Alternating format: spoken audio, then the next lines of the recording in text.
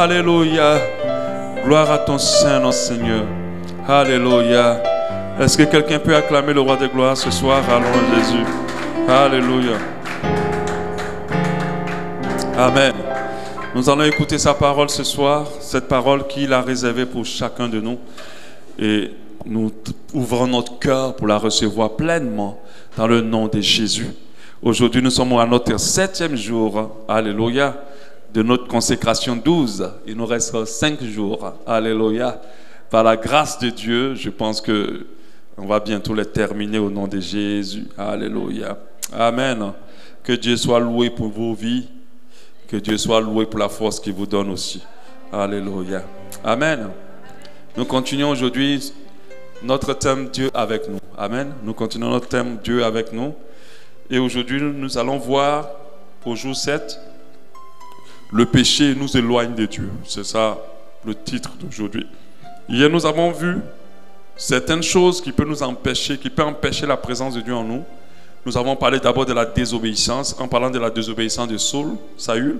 Nous avons parlé de l'indiscrétion, en parlant de l'indiscrétion de Samson. Nous avons parlé aussi de toucher aux interdits, en parlant au fait qu'Akan a amené un interdit au milieu du peuple de Dieu, ce qui a éloigné Dieu de son peuple. Et nous avons parlé aussi de suivre ses convoitises, que deux fois, lorsque nous sommes sur les chemins de notre convoitise, Dieu se met à l'écart et ne nous accompagne pas. Il n'est pas avec nous sur le chemin de nos convoitises. Alléluia. Aujourd'hui, nous allons parler du péché, le moyen, je vais dire, pas par excellence, mais un moyen puissant qui peut tuer la présence de Dieu dans nos vies.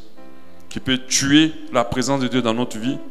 Et pourquoi le péché arrive à tuer autant la présence de Dieu dans notre vie? Il y a un verset de la Bible qui nous le dit, 1 Pierre 1, 14, 1 Pierre 1, 14, qui nous dit, comme des enfants obéissants, ne vous conformez pas aux convoitises que vous aviez autrefois quand vous étiez dans l'ignorance. 1 Pierre 1, 14, et il dit au verset 15, mais puisque celui qui vous a appelé est saint, vous aussi soyez saints dans toutes vos conduites. Puisque celui qui vous a appelé est saint, vous aussi soyez saints dans toutes vos conduites. Et il continue, il dit au verset 16, selon qu'il est écrit, vous serez saints, car je suis saint. La parole de Dieu dit, celui qui nous a appelés est saint. Mais pourquoi Dieu dit que celui qui nous a appelés est saint? Ça veut dire que si nous ne nous revêtons pas de ce vêtement de sainteté, alors nous n'avons pas de part avec celui qui nous a appelés. Si nous ne nous revêtons pas de ce vêtement de pureté, alors nous n'avons pas de part avec celui qui nous a appelés. Et la Bible dit, selon qu'il est écrit, vous serez saints, car je suis saint. Dieu dit, nous, on sera saints, car lui, il est saint. Alléluia. Et Dieu le dit pour que nous comprenions que, comme des fois les gens le disent, les oiseaux du même plumage volent ensemble. Et Dieu veut nous faire comprendre que ceux qui doivent voler avec eux, ceux avec qui il va voler, ceux avec qui il peut marcher, c'est ceux-là qui se revêtent de sa sainteté. Ceux-là qui savent s'éloigner du péché, ceux-là qui savent marcher loin du péché. Et ces personnes-là permettent à ce que Dieu soit dans leur vie, parce que Dieu est dans la pureté, Dieu est dans la sainteté. Alléluia. Dieu ne peut pas rester dans un environnement impur, un environnement qui est rempli de péché, un environnement qui ne le glorifie pas. Alléluia. C'est pour ça que nous devons comprendre clairement que si nous voulons que Dieu demeure avec nous, il faut nous éloigner du péché. Alléluia. Si nous voulons que Dieu reste auprès de nous, il faut mettre le péché loin de notre vie pour que Dieu soit avec nous. Alléluia. Amen. Nous avons cette histoire de Adam et Ève dans le jardin d'Éden. On ne va pas lire, mais on va expliquer. On connaît toute cette histoire. Dieu avait créé ce jardin. Et il était lui-même dans ce jardin avec Adam et Ève. Il avait donné une recommandation. Cette recommandation devait permettre à Adam et Ève de ne point pécher. Ils ne devaient point pécher. Et ils n'avaient pas suivi la recommandation du Seigneur et ils se sont mis à pécher. Ils ont commis ce que Dieu ne voulait pas qu'ils commettent. Alléluia. Ils ont commis ce que Dieu ne voulait pas qu'ils commettent et ils ont péché. Et à cause du fait qu'ils aient péché, leur relation avec Dieu s'est rompue. Quand on parle le livre de Genèse, je crois que c'est le Genèse 1 au verset 23, il dit « Et l'Éternel les chassa du jardin d'Éden pour qu'il cultivât la terre d'où il avait été pris. C'est aussi qu'il chassa Adam et qu'il mit à l'orient du jardin d'Éden les chérubins qui agitent une épée flamboyante pour garder le chemin de l'arbre de vie. Donc Dieu, à cause du péché d'Adam et Ève, s'est séparé d'eux. Adam et Ève ont perdu la présence de Dieu parce qu'ils sont tombés dans le péché. Ils ont désobéi à Dieu. Ils ont perdu la présence de Dieu par le péché. Mais cette présence de Dieu dans la vie de l'homme a fini par être restaurée. Parce qu'après la séparation avec l'homme à partir d'Adam et Ève, Dieu choisissait maintenant des personnes spéciales dans la vie desquelles il pouvait être présent. Ce n'était pas tout le monde qui avait droit à la présence de Dieu. Donc il pouvait avoir donné droit à Abraham, à Moïse, à Jacob, à Joseph, de pouvoir profiter de sa présence, mais pas les autres. Mais lorsque cette présence était perdue, elle était réservée à des personnes spéciales, mais jusqu'au sacrifice à la croix. Jusqu'au sacrifice à la croix. Lorsque le sacrifice à la croix s'est produit, le voile a été déchiré, la croix a rompu cette séparation entre nous et Dieu. Par Jésus-Christ à la croix de Golgotha, notre connexion avec Dieu, notre relation avec Dieu a été restaurée. Alléluia. Mais cette relation est restaurée sur la base d'une condition. Que ceux qui ont accepté Christ dans leur vie marchent dans la pureté. Parce que le Dieu qu'ils servent est pur. Alléluia. Par Jésus, nous avons accès à Dieu. Le voile a été déchiré. Alors, nous pouvons maintenant entrer dans la présence de Dieu. Mais le petit palabre, c'est que nous devons marcher dans la pureté et dans la vérité. Si on ne marche pas dans la pureté et dans la vérité, alors nous nous séparons de Dieu. Dieu ne se sépare plus de tous les hommes. Il se sépare seulement de ceux qui ne marchent pas selon sa voie. Dieu ne s'éloigne plus de tous les hommes. Il s'éloigne de ceux qui ne marchent pas selon sa voie. Et Dieu n'a pas sélectionné certaines personnes spéciales pour être avec eux. Il est avec tous ceux qui marchent dans la lumière, dans la vérité et qui ont accepté Jésus-Christ comme Seigneur et Sauveur. Peu importe le niveau de foi de ces personnes, peu importe le niveau de la durée de leur conversion, Dieu est automatiquement avec ces personnes-là, à condition qu'ils marchent dans le péché, dans la vérité.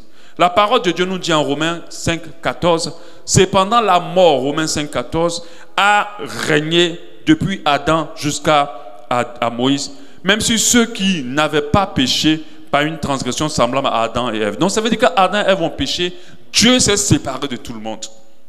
Alléluia. Lequel est la figure de celui qui devait venir. Au verset 15, il dit, mais il n'en est pas du don gratuit comme de l'offense, car si par l'offense d'un seul, il en est beaucoup qui sont morts, à plus forte raison la grâce de Dieu et le don gratuit de la grâce venant d'un seul homme, Jésus-Christ, ont-ils été abondamment répandus sur beaucoup. Lorsqu'on parle de la vraie mort, la mort c'est la séparation avec Dieu. La véritable définition de la mort, c'est lorsque nous ne sommes plus connectés à Dieu. Alléluia. C'est la vraie définition de la mort. Alléluia. Et on a 1 Corinthiens 15, 21. Car puisque la mort est venue par un homme, c'est aussi par un homme qu'est venue la résurrection des morts. Et comme tous meurent en Adam, de même aussi tous revivront en Christ. Donc nous comprenons que après le péché d'Adam, on a été séparés, donc on est mort. C'est-à-dire bien que vivants, ceux séparés de Dieu sont morts. Et nous sommes ramenés à la vie par le salut, par le sacrifice plutôt de la croix. Alléluia. Donc, nous allons voir, pour rentrer dans la profondeur de cet enseignement, à quel moment le péché nous sépare de Dieu. Pourquoi je le dis? Ce n'est pas parce que tu viens de pécher tout de suite que Dieu te laisse. Ce n'est pas parce que même si tu viens de tomber dans l'impudicité tout de suite, Dieu ne te laisse pas maintenant. Alléluia. C'est ce que nous devons comprendre, parce qu'il y a des gens qui commettent des péchés qui se disent « Oh, c'est tellement grave, Dieu m'abandonne ». Je ne dis pas ça pour t'encourager à pécher. Rappelez-vous hier ce que j'ai dit. J'ai dit il y a des désobéissances qu'il ne faut pas faire. Même une seule fois, elles sont dangereuses pour nous. Il y a des désobéissances, même une seule fois, peut faire que Dieu nous abandonne pour toujours, comme ça a été le cas avec Saül. Alléluia. Comme ça a été le cas avec Saül. Donc, vous devez comprendre que Dieu, je n'ai pas dit c'est battu, mais a mis beaucoup de choses en œuvre pour t'avoir, toi et moi. Ce n'est pas à cause d'un péché qu'il va t'abandonner tout de suite. Dieu n'est pas susceptible Dieu n'est pas à fleur de peau. Dieu n'est pas sensible. Ok? C'est nous les hommes. Quelqu'un peut tout faire pour nous. Mais le jour où nous frustre, on nous fasse tout, on oublie tout, on coupe avec lui. Mais Dieu n'est pas comme ça. Alléluia. Si Dieu était comme ça, personne n'aurait conservé Dieu jusqu'à maintenant. Vous êtes d'accord avec moi? Personne n'aurait conservé Dieu jusqu'à maintenant. Parce que nous tous, nous avons péché d'une manière ou d'une autre. Alléluia. Pendant qu'on sait que ce qu'on faisait était mauvais, pendant qu'on avait même déjà fait la chose mauvaise, on a encore venu la refaire. Mais nous n'avons pas perdu Dieu. Alléluia. Mais à quel moment le péché peut effacer la présence de Dieu dans notre vie? À quel moment le péché peut nous amener à perdre Dieu? Alléluia. Et c'est ça qui doit nous importer. Ça doit vraiment, on doit le réaliser. Réalisons cela. Nous devons comprendre que demeurer dans le péché, c'est grave parce que celui qu'on sait est saint. Donc il ne faut surtout pas nous amuser avec la saleté. Alléluia. C'est comme quelqu'un qui n'aime pas les gens qui sentent mauvais. Si tu es ami d'une personne qui ne supporte pas les mauvaises odeurs, je pense que votre amitié ne va pas passer. Parce qu'à chaque fois que tu vas t'asseoir à côté de cette personne, elle n'aura pas envie de parler avec toi. Alléluia. Si tu es ami d'une personne qui ne supporte pas le désordre, ça va être un peu compliqué pour vous deux. Et vous voulez être amis d'un Dieu saint, d'un Dieu pur, d'un Dieu qui aime ce qui est propre. Alléluia. Donc nous devons comprendre cela. Donc à quel moment, au nom de Jésus, à quel moment le péché peut nous séparer de Dieu? Nous avons d'abord, on va le dire d'abord 2 versets, après on verra les moments. 1 Timothée 2:8. La Bible dit: je veux donc que les hommes prient en tout lieu, en élevant les mains pures, sans colère ni mauvaise pensée. Je veux donc que les hommes prient en tout lieu, en élevant les mains pures, sans colère et sans mauvaise pensée. Dieu est en train de te dire que si tu veux être plus proche de lui, que tes mains soient pures. Quand on parle de la pureté de la main, ça veut dire que le fait de n'avoir pas tué quelqu'un, le fait de n'avoir pas utilisé tes mains pour faire quelque chose qui ne glorifie pas Dieu. En Exode 19:22, que les sacrificateurs qui s'approchent de l'Éternel se sanctifient aussi de peur que l'Éternel ne les frappe de mort. Aujourd'hui, ce verset a un autre sens, parce que la mort, c'est lorsque Dieu se retire de toi. Est-ce que vous avez compris? La Bible dit à l'époque, parce que les sacrificateurs, avant de rentrer dans le lieu saint, le lieu très saint, ils devaient se purifier d'abord. Parce que s'ils ne se purifiaient pas, il paraîtrait qu'on leur attachait une corde aux pieds. Parce que s'ils n'étaient pas assez purs, ils mouraient là-bas, on devait tirer leur cadavre pour les sortir. Alléluia. Mais nous devons comprendre que la mort aujourd'hui, dans notre époque, c'est le fait que Dieu se retire. Parce que Dieu est la vie. Là où il n'y a pas la vie, c'est la mort. Alléluia. Donc nous devons comprendre que, en tant qu'enfants de Dieu, il faut que nous nous sanctifions afin que la mort ne soit pas notre partage. C'est-à-dire la séparation d'avec Dieu ne soit pas notre partage. À quel moment le péché peut nous éloigner de Dieu ou peut enlever Dieu dans notre vie? Le moment, un des moments par excellence, c'est lorsque nous demeurons dans le péché sans nous repentir. Tu peux pécher 1 fois, 2 fois, mais quand tu es assis dedans consciemment, totalement, quand tu l'as accepté dans ta vie, quand tu le caches même pour y vivre à l'intérieur, quand tu y demeures en toute conscience que c'est mauvais, tu es en train de perdre la présence de Dieu. Et malheureusement, beaucoup dans nos églises ou dans nos assemblées se disent que puisque le pasteur ne sait pas, puisque les frères ne savent pas, ils vivent une double foi. La foi en Dieu et la foi aux choses de la chair et de la convoitise.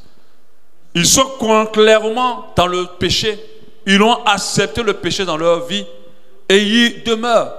Lorsque l'enfant de Dieu ne se repent pas de son iniquité, Dieu se retire.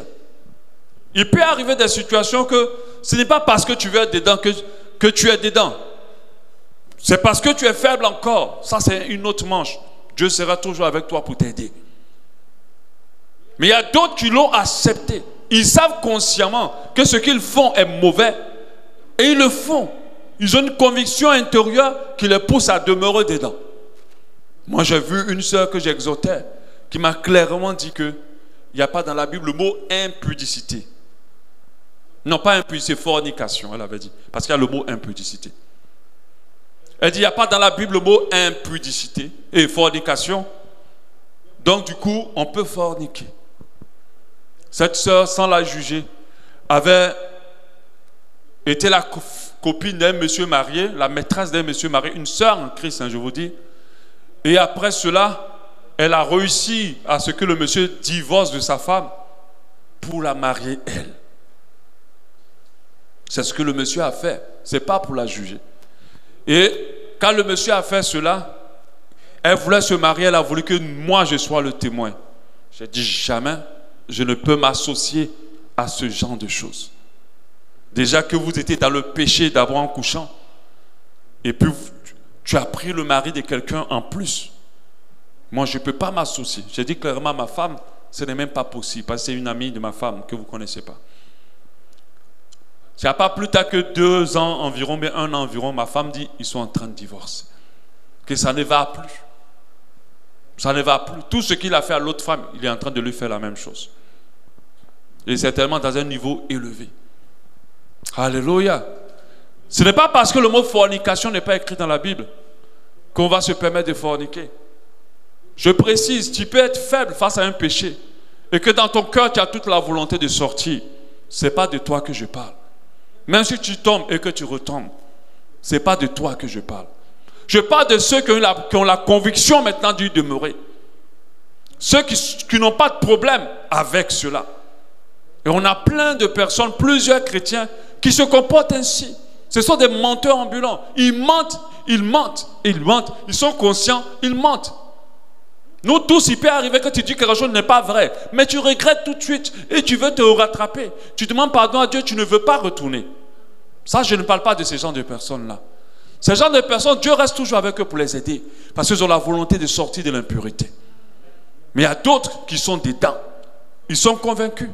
Et nous avons énormément de personnes dans nos églises, que ce soit les responsables, que ce soit les frères et les sœurs en Christ, que ce soit même les pasteurs, qui demeurent clairement. Aujourd'hui, nous avons sur Internet un autre pan de type de vidéo qui est lié sûrement au scandale des hommes de Dieu. Et ce n'est pas des petits scandales. Pas plus tard que, je ne sais pas, un mois, un homme de Dieu très connu, très célèbre, je ne dis pas son nom, a été filmé tout nu dans une chambre d'hôtel avec une prostituée. Ça, c'est récent. Ça ne fait même pas un mois. Tout nu dans une chambre d'hôtel. Et la prostituée le filmait, il ne savait pas. Et ça fait bam sur Internet. Et quand tu le vois comment, parce qu'il était en train, il est sorti à la douche et il était maintenant en train de s'habiller, tout ça. Donc quand tu le vois, tu sens même quelqu'un qui n'a pas de problème avec ça. En fait, ce n'est même pas quelqu'un qui regrette. Hein. Il vient, il s'habille, il porte ses habits, il s'habille bien. Et puis, donc la fille le filme au travers de la vitre encore quand il part. Pour bien voir que c'est lui. Parce que la chambre est un peu sombre. Mais quand il sort le film dehors, on voit que c'est bien lui qui s'en va. Et quand tu vois son visage, ce n'est pas quelqu'un qui est tombé dans une faiblesse. C'est quelqu'un qui a accepté cette vie. Amen. Quand tu pars dans ce volet-là, Dieu se retire. Nous tous, on a des faiblesses avec lesquelles on lutte. Mais Dieu restera avec nous pour nous aider à sortir de là. Mais lorsque tu as accepté le péché, que tu n'as pas d'esprit de repentance par rapport à cela, Dieu ne peut pas rester dans ta vie. Dieu se retire. Et c'est le cas de beaucoup de chrétiens aujourd'hui de notre époque, qui pensent que Dieu est avec eux parce que les affaires prospèrent, que leur business évolue. Le succès a des principes qui n'ont rien à voir avec la sainteté. Amen. Le succès, si c'était la sainteté qui nous permettait de réussir, je pense que nous tous on serait des milliardaires. Tu peux te sanctifier tant que ta vie ne réussisse. Le succès est un autre volet. On ne se sanctifie pas pour être béni. On se sanctifie pour plaire à Dieu. Ce n'est pas la même chose. Alléluia. Et quand ces personnes continuent à être bénies, les affaires prospèrent, ils ont encore des enfants, les femmes sont fécondes et tout le reste. Parce que cet homme de Dieu, je ne parle, il est célèbre, son ministère grandit encore plus. On s'est dit oui, si Dieu n'était pas avec moi, comment j'allais être autant célèbre? Amen. Donc si tu demeures dans le péché volontairement, si tu mens consciemment, si tu forniques consciemment, si tu calomnies les gens, tu dis de méchantes choses des gens consciemment, si tu pratiques la magie consciemment parce qu'il y a d'autres qui consultent, Même la masturbation peut être une faiblesse pour certains, mais pour d'autres, c'est une acceptation dans leur vie. C'est plus pareil. Si c'est une faiblesse, Dieu comprend, il t'aidera à sortir de là. Mais quand c'est une acceptation, tu vas maintenant, tu te mets sur Internet, tu ouvres, tu regardes, tu ris, après tu te tapes 2 ou 3 fois, et puis tu es content, tu es à l'aise. Là, il y a un problème. Là, Dieu se retire.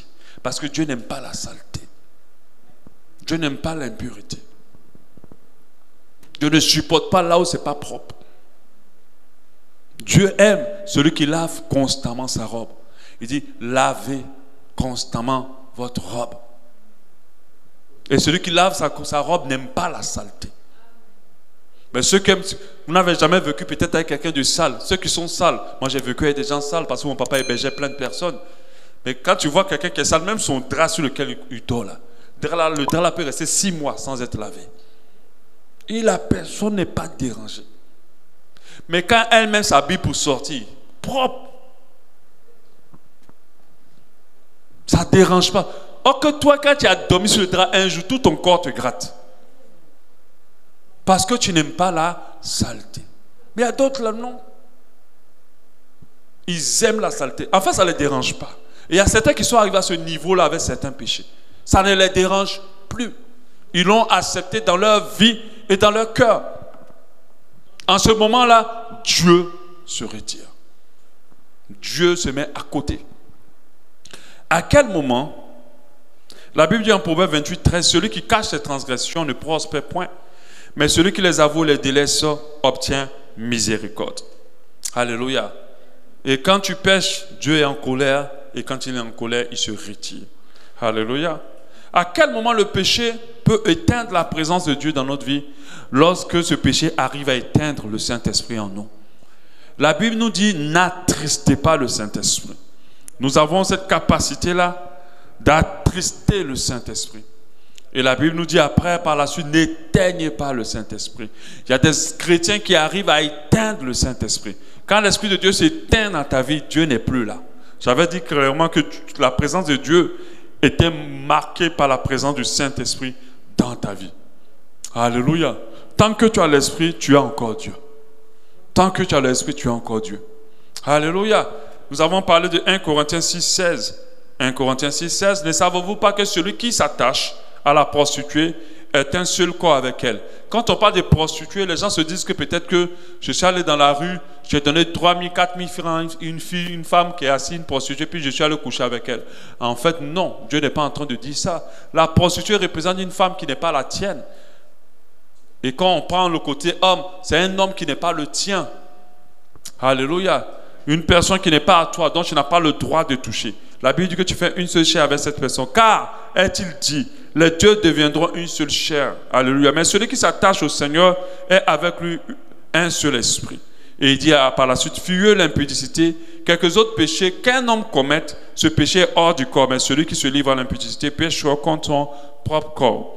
Alléluia. Et puis il dit, ne savez-vous pas que votre corps est le temple du Saint-Esprit qui est en vous et vous avez reçu de Dieu et que vous ne vous appartenez pas à vous-même? Il parle des enfants de Dieu. Car vous avez été rachetés à un grand prix. Glorifiez donc Dieu dans votre corps, avec votre corps et dans votre esprit qui appartiennent à Dieu. La Bible dit que notre corps est le temple du Saint-Esprit. Et la Bible dit que l'impudicité, c'est le péché contre notre corps, c'est-à-dire contre je n'ai pas dit contre le Saint, mais l'impudicité bouscule vraiment le Saint-Esprit et que notre corps est le temple du Saint-Esprit. C'est important pour nous de ne pas négliger l'impudicité. Aujourd'hui, plus on avance, le sexe est banalisé. Le sexe, c'est comme ça, quoi. Les gens, voilà, on se connaît 2 minutes, on couche et puis bon, c'est fini, quoi. C'est comme si tu viens acheter une bouteille de coca, tu bois et puis tu t'en vas. Il n'y a pas de feu, quoi. Il n'y a rien de grave et tout cela. Et c'est grave. Aujourd'hui, notre époque, ce n'est plus les jeunes qui font les bêtises. Même les vieux font beaucoup de bêtises. Tu vois, le vieux papa, il a déjà 60 ans, mais il est derrière beaucoup de filles. Il couche partout, à gauche, à droite. C'est lui qui est toujours dans les bêtises. Oui, puis on va l'attraper sur Internet. Il y a un papa qu'on l'a attrapé récemment sur Internet, en train de se masturber devant une vidéo. On l'a filmé, on a balancé ça sur Internet. Un papa, à son âge. Amen. Donc, c'est-à-dire que les esprits de la chair, de l'impudicité sont vraiment levés actuellement. sont vraiment élevés. Avec le sexe, il ne faut même pas t'amuser pour aller essayer. Il ne faut même pas t'amuser pour aller dire en passant. Parce que c'est tellement quelque chose qui bouscule l'Esprit de Dieu en nous. Tellement quelque chose que la chair s'accroche à ça. Qu'il faut faire très attention avec. Alléluia. Il y a des gens qui sont dedans qui n'arrivent plus à sortir. Ils n'arrivent plus. Ils pleurent seulement tous les jours, mais ils sont dedans. Ils ne peuvent plus. Amen. Donc, nous ne pouvons pas éteindre le Saint-Esprit. Faisons attention à tout ce que nous faisons. Le Saint-Esprit est un habitant de notre corps. Tu sais, si tu loges quelqu'un chez toi et tu fais tout ce qui ne plaît pas à la personne, en fait, tu n'as même pas besoin de dire à la personne, je te chasse. La personne comprend que tu la chasses. Amen. C'est-à-dire que la personne vient chez toi et puis quand elle vient pour manger, il n'y a rien à manger. Quand elle veut aller se coucher, tu dis, il n'y a pas de place, va dormir au salon là-bas. Quand elle part au salon, il n'y a pas de lit. Quand elle veut boire de l'eau, il n'y a pas de l'eau, va payer de l'eau dehors. Tu es en train de dire à la personne quoi? Sors de ma maison. Tu n'as plus besoin de chasser. Ceux qui aiment héberger, les parents bizarres qui aiment héberger, des fois les gens là, quand ils veulent te chasser, c'est comme ça qu'ils font. Quand tu sors seulement, d'habitude vous avez l'habitude de manger à 20h. Avec les enfants, ils vont s'enfermer dans la chambre. Ils vont manger à 15h. Dès que tu arrives, il n'y a pas à manger. Encore, tu sais que vous avez l'habitude de manger à 20h. Il n'y a pas à manger. Tu es là maintenant, tu es là à la maison, tu as faim. Tu ne veux pas manger. Ils ont mangé. Maintenant, quand tu arrives tôt maintenant, ils sont enfermés dans la chambre. On les appelle un à un. Papou, maman t'appelle dans la chambre. Après, on dit, Aïcha, maman nous appelle. Oh. Et puis, il se retrouve, il fait clic, il ferme. Toi-même, tu es dehors, tu sens l'odeur qu'ils sont en train de manger dedans là-bas. Tu sens l'odeur. On fait ça en Côte d'Ivoire, il y a des familles qui font ça. Quand ils veulent te chasser, c'est ce qu'ils font.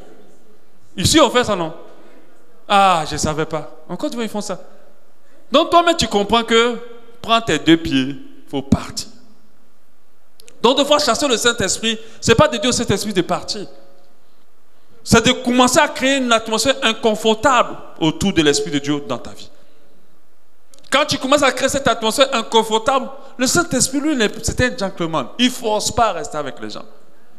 Ce n'est pas une femme qu'on va frapper tout le gifler, boxer, et puis elle est toujours là. Non. Lui, il prend ses deux clics, il s'en va. Amen.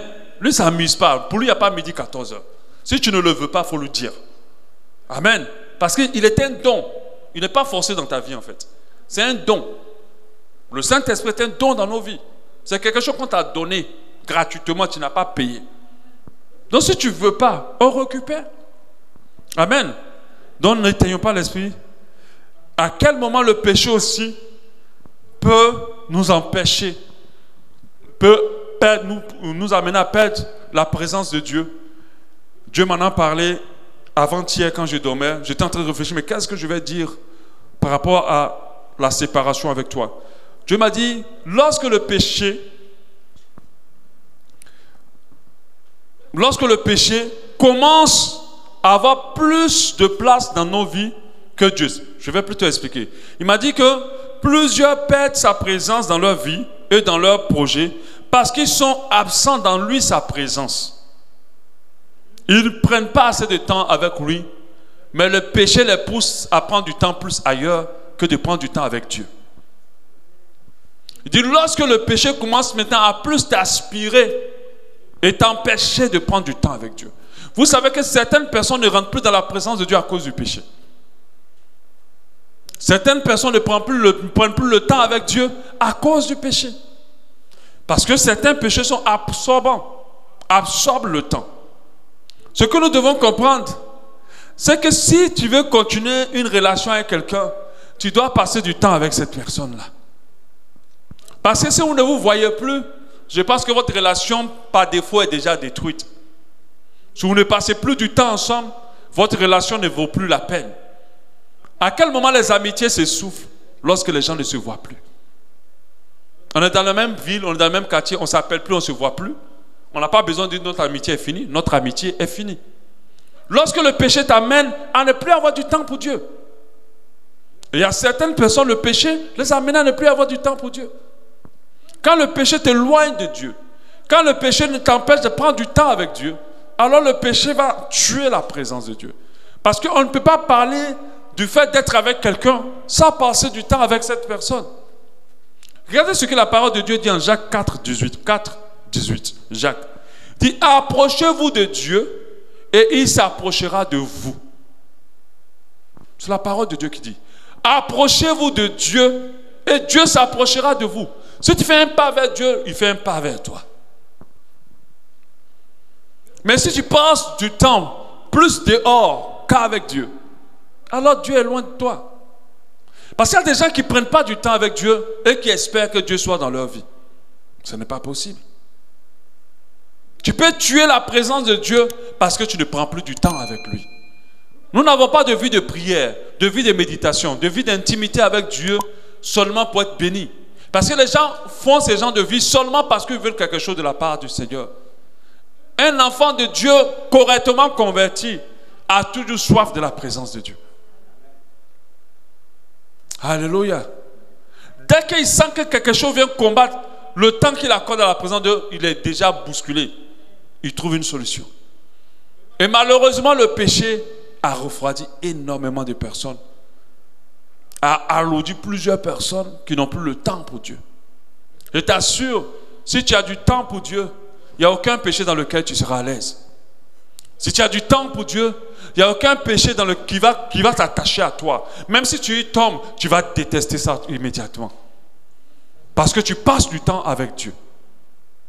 Des fois même quand tu as un peu duré et tu n'es pas rentré dans la présence, quand tu rentres dans la présence, tu commences à ressentir plein de choses que tu as fait qui n'ont pas été bien. Parce que la présence de Dieu expose notre saleté. La présence de Dieu expose notre impureté. Si le péché t'éloigne de la présence de Dieu, alors le péché va tuer la présence de Dieu dans ta vie. Donc à quel moment le péché peut tuer la présence de Dieu dans nos vies? C'est lorsque le péché nous empêche de prendre du temps avec Dieu. Et quand on dit péché, ne restez pas sur l'impudicité seulement. Par exemple, les gens qui ont un problème avec la pornographie, ils peuvent prendre 5 heures sur Internet. Ils peuvent prendre 3 heures. Ils peuvent dormir très tard. Au lieu de passer du temps avec Dieu. C'est le péché qui est en train de les éloigner de Dieu. Alléluia. Plusieurs, lorsqu'ils ont commencé à rentrer dans le péché, ils ne viennent plus à l'église. Venir à l'église est compliqué pour eux. Lorsqu'ils ont commencé à faire des choses qui ne plaisent pas à Dieu, ils ne viennent plus à l'église. Ils trouvent que venir à l'église c'est trop. Et ces personnes perdent la présence de Dieu. Et quand ils veulent revenir, ils sentent qu'il y a une force qui les a quittés. Mais cette force, c'est Dieu. On prie, on jeûne, on vient à l'église, ce n'est pas à cause de nous-mêmes. C'est Dieu qui nous donne la force. Alléluia. Quand tu restes, quand tu restes même, tu rates un culte, même tu n'as pas prié peut-être 2 ou 3 jours, tu vas sentir une force en toi qui dit non, aujourd'hui il faut que tu pries. Mais c'est Dieu qui est encore là. Parce que quand lui il quitte là, tu n'as plus cette force là. Tu n'as plus cette force. Il faut mettre une intercession terrible pour te faire ramener. Alléluia. Et ces personnes ne viennent plus à l'église. Dimanche maintenant, quand tu les appelles, oui, je t'allais visiter le terrain, oui, je t'allais maintenant, on avait réunion de famille, on avait ci, on avait ça, on avait ça. Profite pour la réunion de famille pour convertir ta famille. Si tu dis à ta famille que dimanche c'est ton jour de prière avec tes frères et tes soeurs, ta famille va comprendre que le fait de venir à l'église, ce n'est pas un jeu pour toi. Mais si ta famille voit, ou ton patron voit que tu peux sauter un culte de dimanche pour juste aller travailler ou pour juste aller faire une réunion de famille, alors tu ne peux pas la gagner à Christ. Et généralement, c'est quand on commence à se refroidir qu'on trouve plus important d'être dans la présence de Dieu. Ce n'est pas aussi grave. Mais on peut ne pas sauter un jour de travail. On peut ne pas sauter un jour de ci, de ça, ou un rendez-vous amoureux ou amoureuse. Mais on peut sauter un temps de prière, 2 temps, 3 temps, il n'y a pas de problème. Amen. Donc quand le péché nous éloigne de Dieu, quand il prend trop notre temps, alors il peut tuer la présence de Dieu dans notre vie. Alléluia. Amen. On a vu Jésus qui allait vers les disciples et leur a dit, pourquoi vous n'êtes pas restés éveillés au moins 1 heure avec moi? Ces disciples-là voulaient de Dieu, mais ils n'avaient pas de temps pour Dieu. Celui qui n'a pas le temps pour toi ne te veut pas. Même en relation amoureuse. Si quelqu'un dit t'aime et puis il n'a pas de temps pour toi, lui-même il ne se rend pas compte qu'il ne t'aime pas. Et toi, tu dois comprendre que cette personne ne t'aime pas en réalité. Parce que la preuve qu'on aime quelqu'un, c'est qu'on aime passer du temps avec cette personne. Ça, c'est la preuve des sentiments qu'on a pour quelqu'un. Que ce soit en amour éros, ou en amour filial, ou en amour agapé. En tant que père, si je rentre toujours à la maison, et puis je m'enferme dans la chambre, je ne vais pas passer du temps avec mes enfants, je ne les aime pas. Amen. Je ne les aime pas. Là où je suis, là, ils sont à Abidjan, elles me manquent. À cause de l'attachement que j'ai pour elles et que je les aime. J'ai envie d'être avec elles. Alléluia. Mais si tu n'es pas dans la présence de Dieu, c'est que tu ne l'aimes pas. Et le péché de foi tue l'amour de Dieu dans le cœur de plusieurs et éloigne Dieu de plusieurs. Alléluia. Amen. C'est ce que j'avais à dire aujourd'hui. Demain, nous allons commencer, je crois, je ne me rappelle plus trop quel était le programme. Attends, je regarde rapidement. Qui se rappelle de la suite? C'est qu'on est manuel.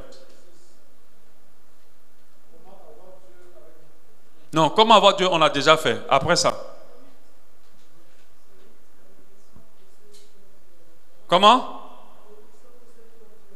Alléluia. C'est ça, non? Après, comment voir Dieu avec nous, on a quoi? Voilà. Non, je n'ai pas les avantages d'abord. Il y a d'abord une feuille où on dit les avantages. Le 7, on a dit quoi?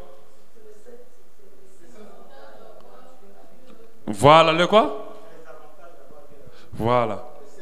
Les 5, c'est ce qu'on va voir. On va parler d'avantages, mais on en a touché un peu en parlant de l'importance, mais on va rentrer réellement dans les définitions, clairement. Alléluia, on va rentrer dans les profondeurs de ces parties-là, parce que je veux qu'on termine avec cette note de toutes les grâces qui sont notre partage, parce que nous avons Dieu avec nous. Alléluia. Amen. Est-ce qu'on peut prier? Jolivier, tu peux venir jouer un peu, s'il te plaît?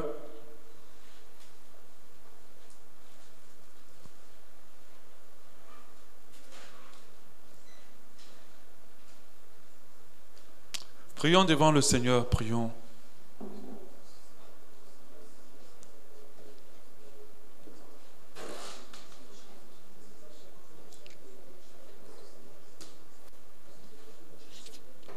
Parlons à notre Dieu par rapport à tout ce que nous avons entendu. Tu dis, Seigneur, permets à ce que le péché, aucun péché, ne me sépare de toi. Tu connais ton état de vie, tu connais tes faiblesses. Même si tu as la volonté de quitter, sache qu'un péché peut s'imposer à ta vie. Donc fais très attention.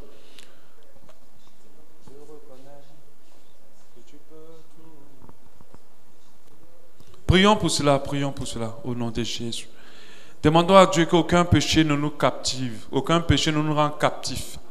Aucun péché ne nous rend captifs, qui nous donne le pouvoir sur tout péché dans nos vies, qui nous donne la dominance sur tout péché dans nos vies, et que rien ne nous retienne captifs, qui permet à ce qu'aucun péché ne nous éloigne de Dieu. I give you my soul.